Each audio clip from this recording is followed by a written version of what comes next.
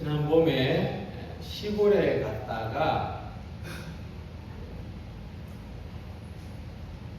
봄나물로 오가피 새순을 먹는다 하길래 뜯어서 입에 넣어보고 또 그 옆에 비슷한 또 새순이 있길래 입에 넣어서 몇 번 씹어봤는데 맛이 좀 달랐어요.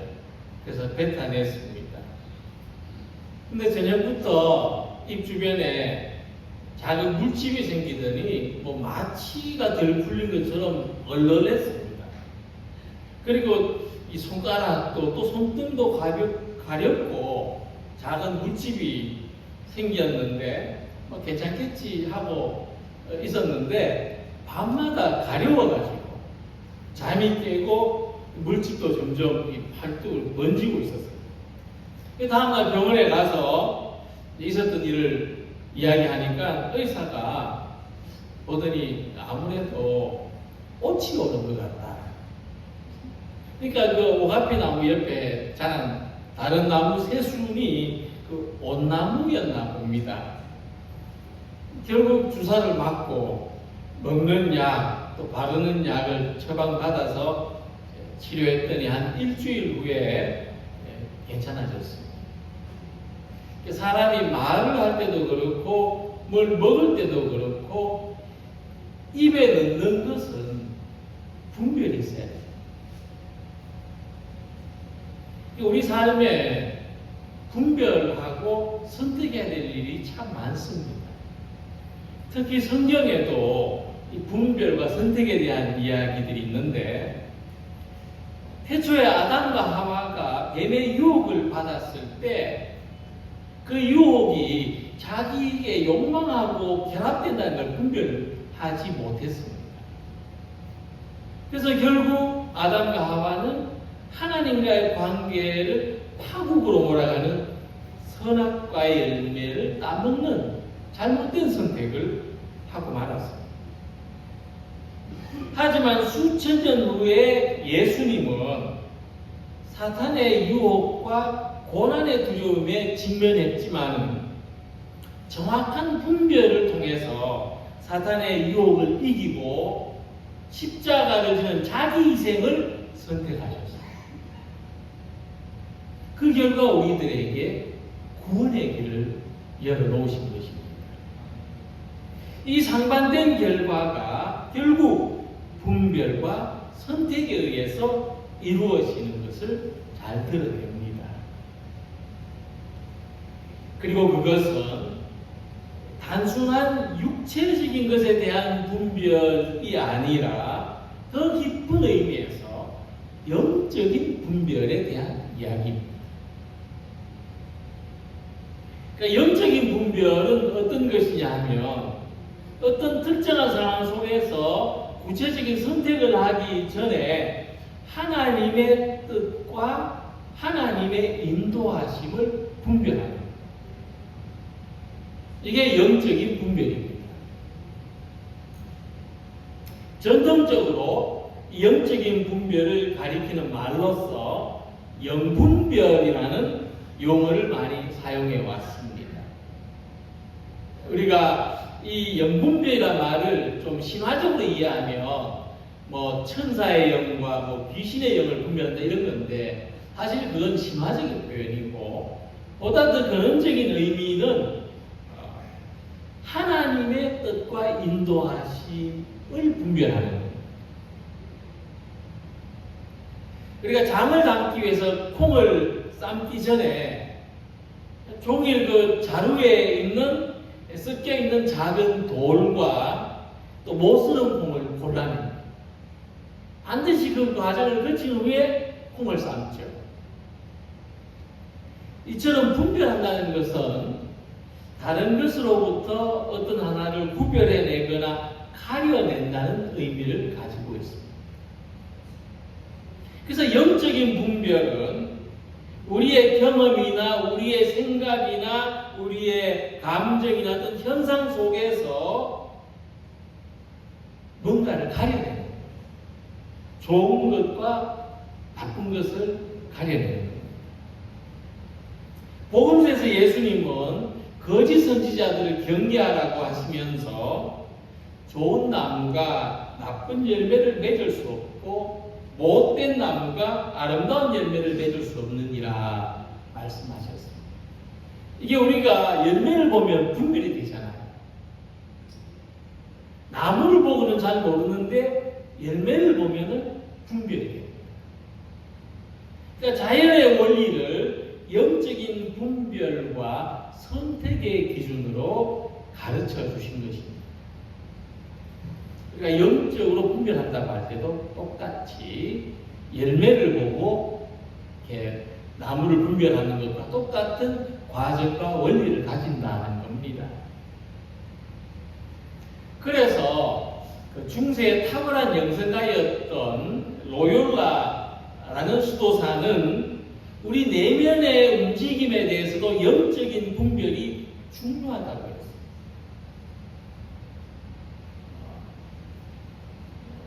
굉장히 쉽게 이야기했는데 우리 안에 일어나는 내면의 움직임을 크게 두 가지로 나누었습니다. 우리 안에는 두 가지의 움직임이 있다는 거예요. 하나는 영적인 위로고 다른 하나는 영적인 실망입니다. 우리 안에 모든 우리 내면의 움직임은 둘로 나누어지는데 하나는 영적인 위로, 하나는 영적인 실망. 영적인 위로는 뭐냐 하면 하나님을 향해서 나아가는 것을 말합니다. 영적인 실망은 뭐냐 하면 하나님으로부터 멀어지는 것을. 우리 안에 있는 모든 내면의 움직임은 이 두 가지. 하나님께 나아가는 것이든지 하나님과 멀어지려는 것이다. 이 분별이 필요하죠. 그래서 그럼 우리가 하나님께로 나아가는 것은 좋은데 하나님으로부터 멀어지려고 할 때는 어떻게 해야 되느냐? 인내함으로써 하나님의 위로를 기다리라고 했습니다. 실망될 때, 낙심될 때, 시험이 들 때, 의욕이 생기지 않을 때, 그때 그냥 거기에 파묻혀 있을 것이 아니고 하나님의 위로를 인내하면서 하나님의 위로를 하나님이 은혜 주시기를 기다리라. 반대로 우리가 영적인 위로의 상태가 있을 때 우리 안에 기쁨과 은혜가 충만할 때 어떻게 해야 되느냐? 교만하지 마. 자만하지 마. 그리고 영적인 실망이 다가올 때를 대비해라. 이 사람이 항상 마음이 이럴 수도 없잖아요. 올랐다가 내렸다가 기복이 있는데 올라갔을 때 하나님의 위로가 충만할 때 은혜와 기쁨이 충만할 때는 내려올 때를 대비하라. 이게 확 내려왔을 때는 다시 하나님의 위로와 은혜로서 회복되기를 기다려라. 그러니까 그 하나님을 추구해야 된다는 말씀이죠. 우리의 삶은 항상 하나님을 추구해야 된다. 오늘 함께 그 말씀에 보면 바울은 너희가 이 세대를 본받지 말고 오직 마음을 새롭게 함으로 변화를 받아 하나님의 선하시고 기뻐하시고 온전하신 뜻이 무엇인지 분별하도록 하라 말씀했습니다. 우리가 뭘 분별해야 되느냐? 오늘의 말씀에 의하면 하나님의 선하심 그리고 기뻐하심 그리고 온전하신 그 뜻이 무엇인지를 분별해야 된다. 그래서 우리가 항상 하나님의 선하시고 기뻐하시고 온전하신 뜻이 무엇인지를 분별해야 되는 이유는 그래야 우리의 삶이 하나님과 연결될 수 있기 때문에 그래야 우리에게 하나님의 위로가 임하기 때문입니다. 그래서 우리가 하나님이 멀리 계시다고만 생각할 것이 아니고 우리 안에 하나님의 선하심과 또 기뻐하심과 온전하신 것을 분별하는 영적인 분별이 늘 있어야 되겠습니다. 오늘의 말씀을 통해서 우리가 이렇게 영적으로 분별하는 것이, 그래서 좋은 것을 선택하는 것이 하나님과의 관계에서 얼마나 중요한지 오늘 함께 생각해 보려고 합니다. 먼저 본문에서 사도 바울은 너희 몸을 하나님이 기뻐하시는 거룩한 산제물로 드리라 하고 말씀했습니다. 구약의 제사를 이야기하는 것이죠. 제물이라는 표현을 썼기 때문에 이 구약의 제사에서 제물은 반드시 죽어야 됩니다. 반드시 죽여서 제물로 바쳤습니다. 그래서 희생이라고 했습니다. 그 제물의 희생을 바치는 것은 그 의미가 그 제물을 바치는 사람의 생명을 대신한다. 나 대신 이 희생을 바친다는 의미입니다. 그래서 이 제사의 의미를 잘 아는 바울은 이제 우리에게 더 이상 동물의 희생이 필요하지 않다. 예수님이 우리 모두를 대신하여 희생하셨기 때문에 더 이상 동물의 피가 필요하지 않다.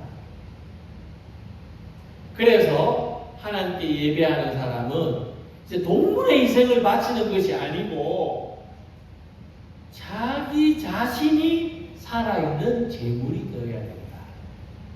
그렇게 선포하는 것입니다. 오늘 우리가 이 예배에 나올 때 나 대신 다른 희생양을 가지고 나온 것이 아니라 나 자신을 살아있는 제물로 하나님께 드리고자 나온 우리 모두가 되시기를 바랍니다. 그래서 우리한테 우리 자신이 산 제물이기 때문에 내가 하나님께 제사로 드릴 산 제물이기 때문에 우리한테 이 생명이 있다는 것, 우리에게 삶이 있다는 것, 이것은 같은 뜻을 가지고 생명이 있다는 건 뭐냐 하면은 삶이 있다는 것은 뭐냐 하면은 우리가 산 제물이라는 겁니다. 우리는 모두가 산 제물이지 죽은 제물이 아닙니다. 그래서 우리가 이 산 제물로서 지금 예배를 드리는 것인데 또 예배를 드리는 의미는 뭐냐 하면 하나님 저 살아있습니다.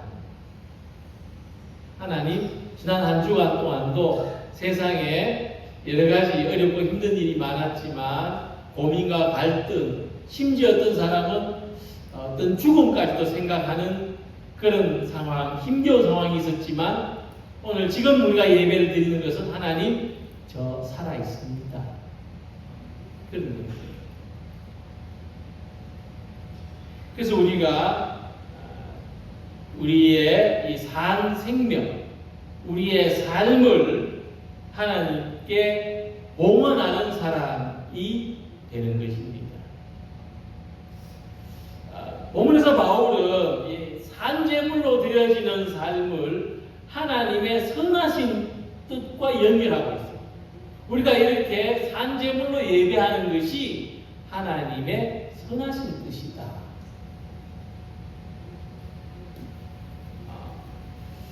하나님은 우리 사람들을 죽음에 몰아넣는 분이 아니라는 거예요. 하나님은 우리가 죽기를 원하시는 분이 아니라 하나님은 우리가 살기를 원하십니다. 그래서 하나님은 우리에게 생명의 축복을 주셨고 영원한 생명을 주신 거죠.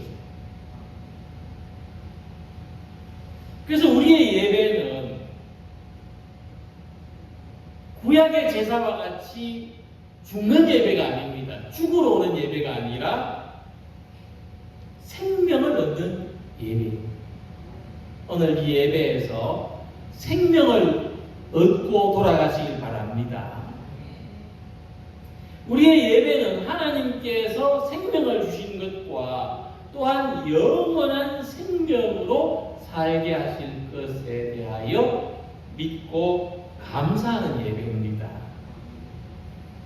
이것이 하나님의 선하신 뜻입니다.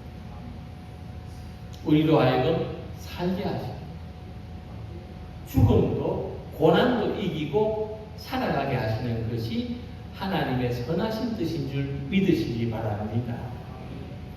특히 바울은 고린도전서 6장 19절 20절에서 말씀했습니다. 너희 몸은 너희가 하나님께로부터 받은 바 너희 가운데 계신 성령의 전인 줄 알지 못하느냐. 그런즉 너희 몸으로 하나님께 영광을 돌리라. 그러니까 바울이 우리 몸을 산재물로 드리라고 한 것은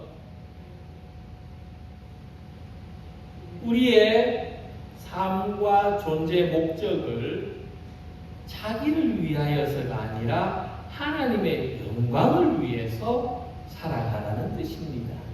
이게 우리가 산재물로 드린다는 뜻이에요. 그래서 우리가 지금 양이나 소 대신에 이 자리에 앉아 있는 게 아니고 이제 우리의 삶과 우리가 존재하는 목적은 하나님의 영광을 위하여 살겠습니다 하는 것이 지금 우리가 이 예배를 드리는 목적인 거예요. 우리 몸은 양이나 소와 같은 고기 덩어리가 아니잖아요. 우리 몸은 하나님의 영광을 위하여 존재하는 산재물이라는 것을 기억하시기 바랍니다. 그래서 우리가 바울이 말하기를 우리가 죽어도 주를 위하여 죽고 살아도 주를 위하여 산다는 이 고백이 바로 이런 믿음에서 파생된 겁니다. 우리 삶의 목적이 하나님의 영광을 위한 것이기 때문에 사나 죽으나 우리가 주님의 것이고 주님의 영광을 위하여 사는 것입니다. 그래서 오늘 예배가 종교적인 의무를 넘어서 우리에게 이 예배할 수 있는 생명을 주시고 또 몸을 주시고 건강을 주신 하나님의 선하신 뜻을 따라서 우리가 응답하는 시간인 것입니다. 그래서 예배는 의무가 아니라 축복이라는 영적인 분별이 있으시길 바랍니다. 예배에서 하나님의 위로를, 하나님의 은혜를 소망하시길 바랍니다. 그래서 우리의 생명과 몸에 충만한 하나님의 영적인 위로가 임하시기를 소망합니다. 두 번째로 바울은 우리 몸을 하나님께 산제사로 드리는 것이 영적 예배라고 했습니다. 자, 그럼 우리가 지금 영적 예배를 드리고 있는데 우리의 몸을 하나님께 가지고 왔습니다. 우리의 생명을 하나님 앞에 내어놓고 하나님의 영광을 위하여 살아가는 몸과 생명이 되기를 예배하는 겁니다. 자, 그러면 우리가 영적인 것이라고 할 때 우리가 어떤 생각을 하는가 하면 영적인 것은 세상을 부정해야 되는 건데 이런 생각을 가지고 있죠. 우리가 영적인 사람이 되려면 철저하게 이 세상을 부정하고 세상에 속하지 않는 그런 사람이 영적인 사람이다. 영적인 사람은 밥을 안 먹고 하루 종일 24시간 기도만 하는 사람. 이렇게 생각을 하기가 쉬운데 하지만 이 생각은 올바르지 않습니다.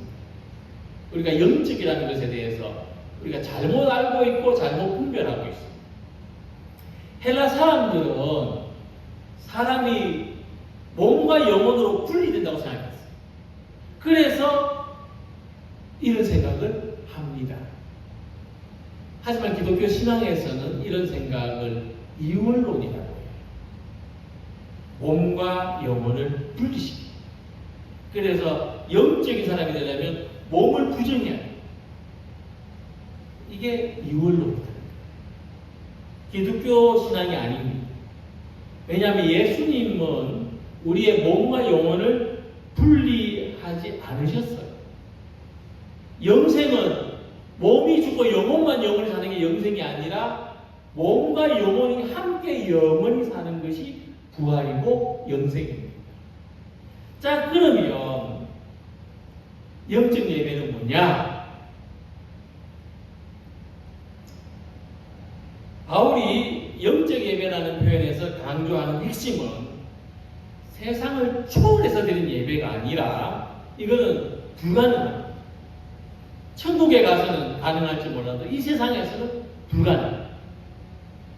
그래서 세상을 초월해서 드리는 예배가 아니라 삶 전체를 하나님께 드리는 예배가 영적인 예배예요. 몸만 와서 예배를 드리는 것이 아니라 나의 생각, 나의 의지도 집중해서 하나님께 산 제물로 드리는 예배가 영적 예배예요. 우리가 생각할 때 어떻습니까? 몸만 앉아있는 게 진정한 예배겠습니까? 이 시간 우리가 예배하면서 내 마음도 드리고 내 의지도 드리는 것이 진정한 예배겠습니까? 뒤쪽이죠. 집에서 유튜브 보고 예배 보고 앉아있는 게 이게 예배가 아니라는 거예요.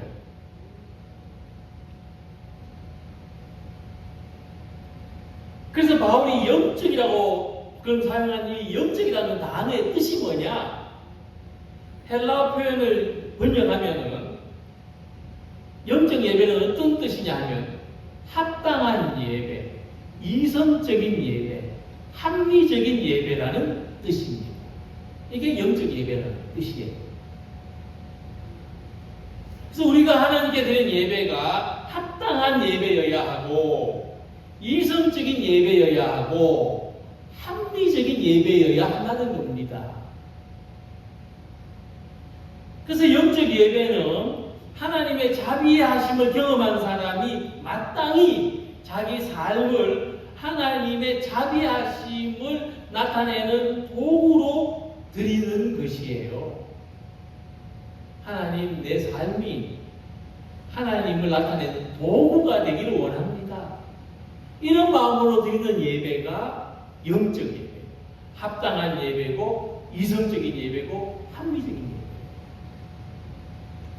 그래서 이 시간 우리의 몸과 마음과 우리의 일상과 우리의 삶의 모든 관계, 모든 영역이 하나님이 받으시는 예배, 하나님께 도구로 쓰임받기를 마음으로, 의지로, 몸으로, 시간으로, 물질로 표현하는 예배가 될 때 그것이 영적 예배요, 하나님이 기뻐하시는 뜻입니다. 하나님은 우리가 드리는 영적 예배를 기뻐하시죠. 하나님은 무사에게 예배하듯이 하는 것을 기뻐하지 않으셔요. 영적 예배를 기뻐하십니다. 그래서 본문에 하나님의 기뻐하심은 하나님하고 우리 사이에서의 관계. 하나님은 그냥 혼자 기뻐하신다는 뜻이 아니고 우리와의 관계에서 바로 우리가 드리는 이 영적 예배를 보시고 기뻐하신다. 예수님 사마리아 여인과 대화하실 때 아버지께 참되게 예배하는 자들은 영과 진리로 예배할 때가 온다 말씀하셨는데 그 이유가 뭐냐 하면 하나님은 영이시기 때문에 하나님은 참이고 진정이시기 때문에 우리가 참과 진정으로 예배해야 된다는 말씀이죠. 하나님 그것을 기뻐하십니다. 그래서 하나님의 하나님 되심을 인정하고 경배하며 영광을 하나님께 돌리는 예배를 드리는 우리 모두가 되시기를 바랍니다. 그러면 우리 예배가 어떻게 변하냐 하면 어떤 의미를 가지냐 하면 그때 우리 예배는 형식이 아니고 진정한 마음으로 드린 예배가 됩니다. 그때 우리 예배는 외적인 예배가 행위가 아니라 내적인 헌신의 예배가 됩니다. 그때 우리 예배는 이런 우리의 지금 제한된 공간이 아니고 우리의 모든 삶을 통해서 드리는 예배가 되는 것입니다. 초대교회가 그랬습니다. 초대교회가 매일 마음을 같이 하여서 성전에 모이기를 힘쓰고 집에서 떡을 떼고 기쁨과 순전한 마음으로 음식을 나누어 먹었다 그랬죠. 그러니까 초대교회 성도들은 삶 자체가 예배와 같았고 우리는 지금 이 예배하는 시간, 내려가서 밥 먹는 시간, 밥 먹고 모여서 커피 마시는 시간, 아니면 기도실에 좀 몸을 따뜻하게 하면서 하는 그 시간들이 각각 다른 시간이 아니라 그 속에 하나님이 함께 하시는 기쁨이 있었다는 거예요. 그래서 영적 예배를 드린 공동체에는 하나님이 함께 하시는 기쁨이 있습니다. 우리의 예배는 세상과 나의 일상과 분리되거나 초월하기 위한 것이 아닙니다. 오히려 우리의 생명이 우리가 몸을 다해서 살아가는 일이 우리 안에서의 만남이 하나님의 기뻐하심 가운데 있고 우리를 통해서 하나님이 기뻐하시는 뜻이 나를 통해서 우리 교회를 통해서 이루어지고 드러나는 영적 예배의 삶을 살아가는 우리 모두가 되시기를 소망합니다. 그리고 바울은 본문 2절에서 이렇게 말씀했습니다. 하나님의 선하시고 기뻐하시고 온전하신 뜻이 무엇인지 분별하도록 하라. 근데 그 앞에 너희는 이 세대를 본받지 말고 오직 마음을 새롭게 함으로 변화를 받아. 그러니까 1절에서 우리 생명과 삶의 의미를 산제물이 드리는 것과 영적 예배를 드리는 것으로 강조했다면 그럼 2절에서 그럼 우리의 생명과 우리의 삶이 어떻게 변화되어야 하느냐? 이 말씀에서 핵심은 마음을 새롭게 하는 변화입니다. 바울은 우리가 마음을 새롭게 하는 변화를 통해서 산제물, 영적 예배를 드리는 삶으로 변화될 수 있다고 말씀했습니다. 마음을 새롭게 하는 변화를 통해서 하나님의 온전하신 뜻을 분별할 수 있다고 믿습니다. 특히 바울은 우리가 마음을 새롭게 하려면 이 세대를 본받지 말아야 된다고 했습니다. 바울은 자신의 그 삶에 마음을 새롭게 하는 계기가 있었죠. 우리가 그것을 뭐라고 합니까? 바울의 회심이라고 합니다. 바울은 분명히 부정할 수 없는 그 회심의 경험이 있었어요. 그 회심의 경험을 통해서 마음이 새롭게 됐습니다. 분명히 자기 삶 속에 그 시간이 존재한다는 것을 경험했고 부정할 수 없습니다. 이 경험, 회심의 경험이 바울의 삶을 어떻게 바꿨냐면 율법을 따르던 삶에서 복음을 믿는 삶으로 바꿨죠. 예수를 핍박하던 삶에서 예수를 전하던 삶이 됐습니다. 진노와 저주의 운명을 맞이할 삶에서 은혜와 축복의 삶으로 바뀌었죠. 옛사람이 새사람이 됐습니다. 그래서 마음을 새롭게 하는 변화는 그냥 환경이 바뀐다고 되는 거예요. 우리 속에서 역사하시는 성령이 우리 안에서 회심하도록, 다시 말해서 새로운 생각을 가지게 해주시고 새로운 가치관을 가지게 해주시고 새로운 삶의 목표를 가지게 해주시고 새로운 나의 정체성을 가지게 해주시고 성령이 도우셔야 마음이 새로워지는 변화를 경험할 수가 있습니다. 그때 우리는 속에서부터 변화되고 이 변화가 우리의 겉으로 삶으로 행동으로 나타나는 것을 경험할 수가 있는데 그때 우리가 나를 향한 하나님의 온전하신 뜻을 분별하게 되는 것입니다. 변화될 때에만 나를 향한 하나님의 온전하신 뜻을 분별할 수 있습니다. 바울의 경험처럼 우리도 우리 마음의 중심에 예수님이 들어오실 때 우리를 향하신 하나님의 온전하신 뜻을 분별하는 성도가 되시기를 축원합니다. 우리가 그렇죠. 우리가 예수님이 사람의 몸으로 낮아지셨잖아요. 이렇게 낮아지신 예수님을 내 중심에 모실 때 우리의 낮아짐에 하나님의 온전하신 뜻을 분별할 수 있어요. 낮아지신 예수님을 내 중심에 모실 때 내가 낮아질 때 하나님의 온전하신 뜻을 분별할 수가 있어요.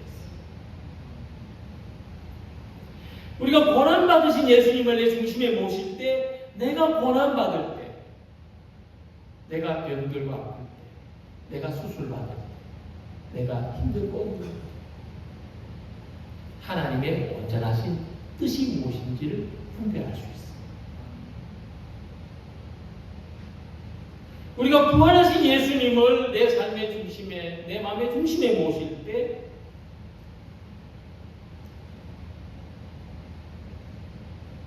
우리 삶의 영광에 대해서 내가 지금 누리는 영광, 내가 앞으로 소망하는 영광에 대해서도 하나님의 온전하신 뜻이 무엇인지를 분별할 수 있을 줄로 믿습니다.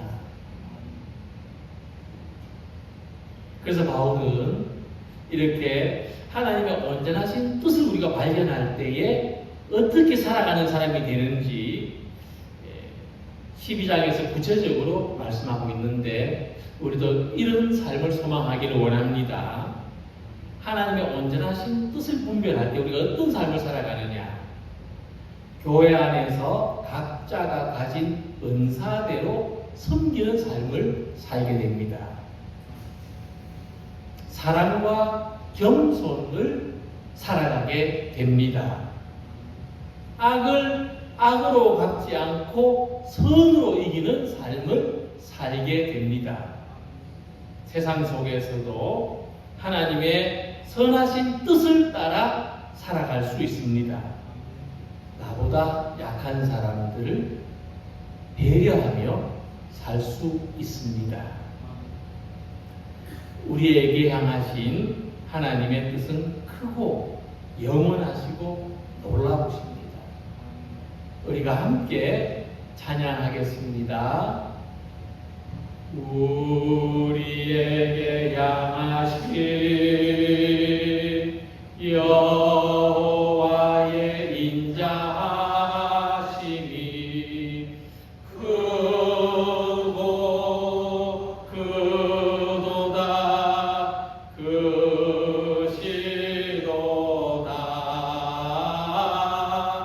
크고 크도다 크시도 우리에게 향하신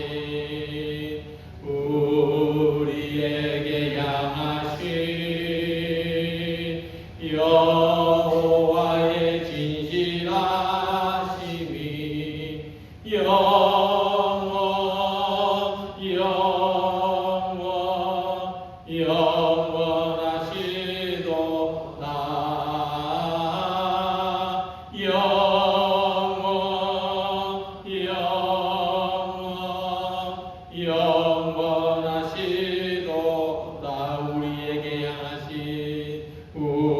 우리에게 향하신 여호와의 계획하심이 놀랍고 놀랍다 놀라우시도다